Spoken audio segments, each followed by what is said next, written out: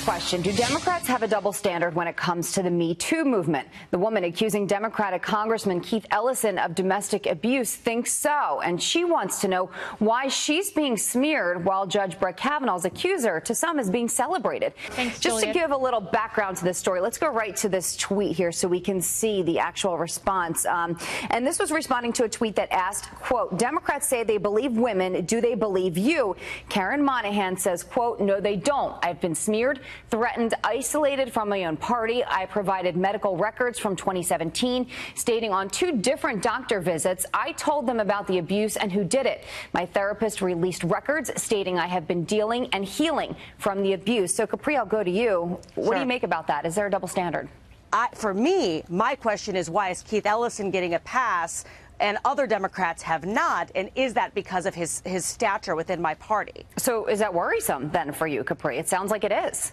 Yeah, I mean, look, every single victim needs to be listened to, and every accuser, or excuse me, every person who's been accused, those individuals, it doesn't matter who they are and what position they have, nobody is above the law, and nobody is above being held accountable. Kaylee, I'm going to, I don't know, go out on a limb here and say you probably agree with what you're hearing. Undoubtedly, and I really applaud Capri for asking the question of whether Keith Ellison's stature is essentially shielding him from being targeted and serious questions being asked about those domestic violence allegations, especially in light of the fact that there's ample evidence against Keith Ellison. There are text messages.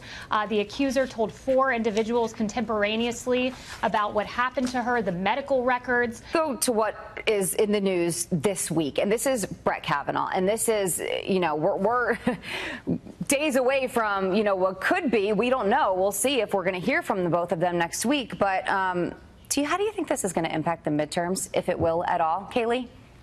It will impact the midterms, and it will not benefit Democrats here for a number of reasons. Number one, I would just point out red state Democrats, like Claire McCaskill, are in a lot of trouble if they vote against Brett Kavanaugh. Fox News polling came out last week. It said that more than double persuadable voters in Missouri are likely to come out and oppose her if she is to oppose Brett Kavanaugh. Similar numbers in Indiana. And at our party, we always say that Democrats are the party of obstruct and resist. This is all the proof you need. They've had 30 hours of public testimony to ask Kavanaugh about this, 1,278 follow-up questions, 65 meetings. They never brought this up until days before the vote. This is political grandstanding, and independent voters will reject this kind of political manipulation. Capri, your final thoughts, and then we've got to go.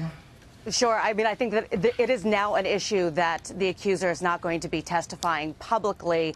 And I think that that really does create a circumstance for the Democrats now. And I think that Dianne Feinstein did handle this poorly. And as a result, something that was, potentially credible here has been tarnished by it being politicized. Well, look, we still got a few days to go. Let's see how this plays out in the course of the next few days. And if we end up hearing from both of them, would be interesting. Thank you. Kaylee, Capri, appreciate your time this morning.